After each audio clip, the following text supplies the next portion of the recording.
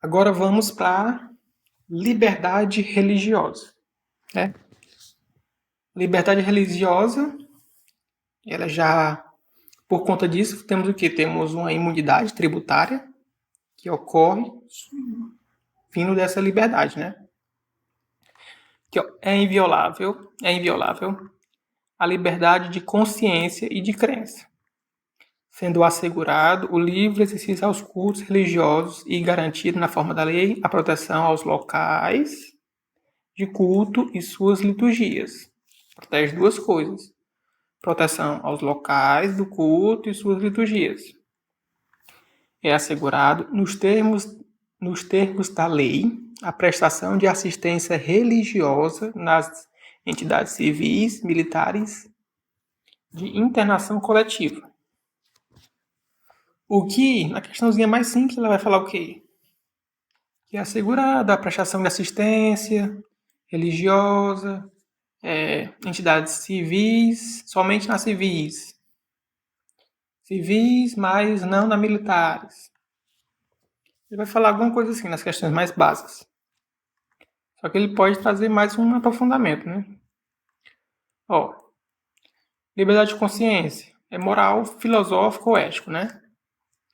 Crença. Crença já é religiosa. Culto. Culto. Culto.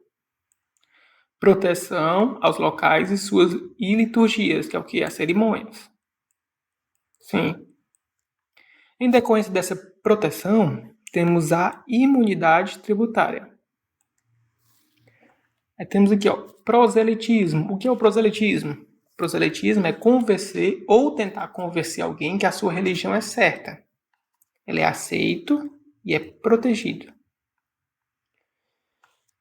Dimensões da liberdade de religião. Temos a dimensão negativa e a positiva. Negativa, Estado. A negativa é aquele não fazer do Estado, né? Estado deixa as pessoas ter suas religiões. E a positiva é o quê? Estado dê condições, proteja as pessoas, proteja os cultos, as liturgias. Lembrando que o Estado é laico. E ele ser laico não significa ser ateu. Ser laico significa que ele não adota uma religião específica, o que não significa ser ateu. Mas podemos ter aqui, ó, pode haver aliança com a religião. Sim, só que o Estado pode fazer uma aliança com a religião. Para o quê?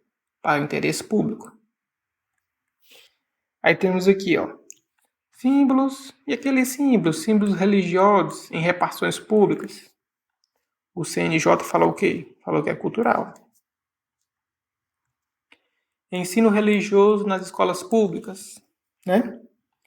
Ensino fundamental é facultativo. E tem natureza confessional, adotando uma religião específica, porém não pode fazer proselitismo. Sim. Vamos lá. Ensino religioso em escolas somente acontece no ensino fundamental, não tem no ensino médio. Essa matrícula é facultativa, você pode escrever ou tirar, colocar ou tirar o seu filho do ensino religioso. Eles vão adotar uma disciplina no ensino religioso, né? Até porque se eles for colocar todos os tipos de religião, então isso vai ficar muito profissional, né? Muito profissional, dando conteúdos, né? Vários professores, né? Mais de você ter 8, 10 professores de religião, ou até mais, né? E cada pessoa pode ter uma religião diferente, né? Então eles podem adotar uma como padrão. Mas essa pessoa que está lá, ela não pode te convencer que a dela é certa, né? Que, ó, não pode fazer o proselitismo, que é o quê? Tentar convencer que é a certa. Aí temos mais algumas coisas aqui, ó. E o sacrifício de animais? O sacrifício de animais é permitir o sacrifício de animais em cultos religiosos, cultos de religião, de matrizes africanas. Porém, observação, porém não pode torturar. Eles podem fazer o sacrifício do animal, mas não pode torturar. E o curandeirismo, né? Curandeirismo, que é aquela pessoa que diz que tem algum poder, alguma coisa, e que vai lhe curar, prometendo, assim, ela diz que ela tem um poder dentro dela, que ela pode te curar, alguma coisa assim. O curandeirismo, ele é considerado o quê? Crime. Ele não é protegido. Curandeirismo é crime, do artigo 284 Código Penal. Vamos lá. Liberdade religiosa versus liberdade de expressão. Temos alguns casos. Caso de Siegfried, que foi uma pessoa que fez um livro nazista. Um livro promovendo aqueles conceitos nazistas, né? Todos aqueles conceitos nazistas. Ele foi condenado por racismo. Temos o caso do líder católico, que ele fez um livro mostrando ideias contra o espiritismo. Apesar de uma fala arrogante, foi que o STF decidiu, apesar de uma fala arrogante, aqui pode ser tanto a STF como a STJ, porque não tem a marcação, mas vocês têm que lembrar disso aqui. Apesar de uma fala arrogante, entendeu-se como liberdade religiosa.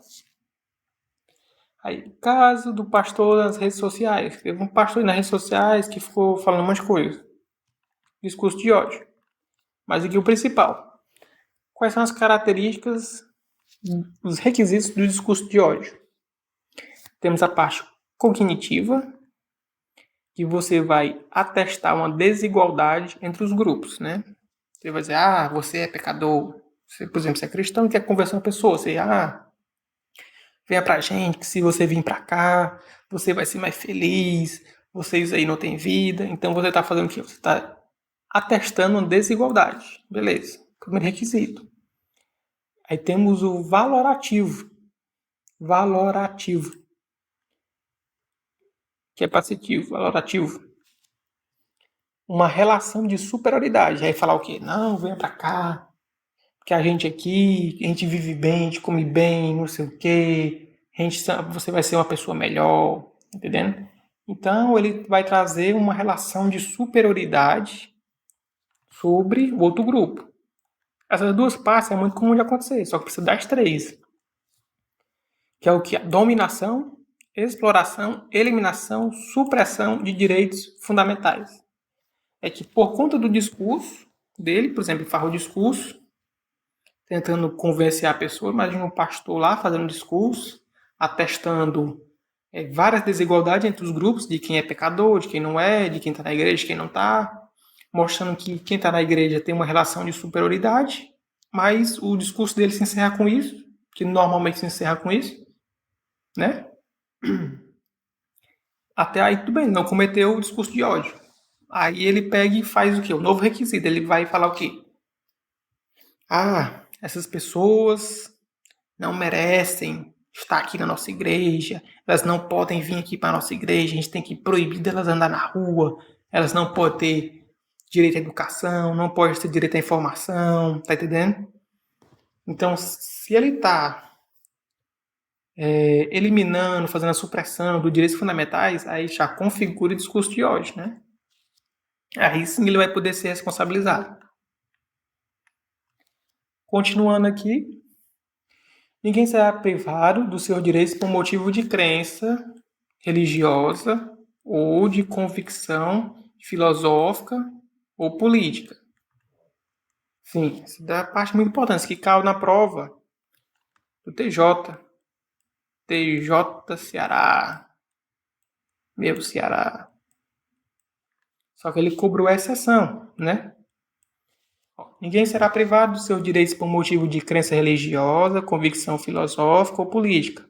Aí tem lá, salvo as invocá-la para eximir de obrigação legal a todos impostos e recusar-se a cumprir a prestação alternativa nos termos da lei. Que é o quê? A lei vai dizer, você tem que prestar o serviço militar obrigatório, por exemplo. E você fala, eu não quero prestar. Aí a lei vai pegar e vai te dar um serviço alternativo. Se você não cumprir o serviço alternativo, Aí você vai fazer o quê? Você vai ter os seus direitos aqui, ó. Ninguém será privado dos seus direitos. Você vai ter um dos seus direitos privados, que é o quê? A capacidade eleitoral, né? No caso do alistamento, né? Alistamento militar. Mas ele pode privar os direitos seus, né? Então, esse aqui é só um exemplo. Na prova do TJ, ele caiu a exceção, falando que uma pessoa podia ser. Ele falou assim, ó. Uma pessoa, um cidadão, uma pessoa pode ter os seus direitos privados por motivo de crença religiosa ou convicção filosófica, política ou científica. Se, é, se além de eximir-se eximir-se de obrigação legal a todos os impostos, recusar-se também a cumprir a prestação alternativa. Aí tá o que? Tá certo. Porque se ela tem todos esses requisitos, aí ele pode ser privado dos seus direitos, né? Por esses motivos, por crença religiosa ou convicção filosófica ou política. Vamos dar uma pausa aqui e depois a gente volta falando de liberdade de reunião.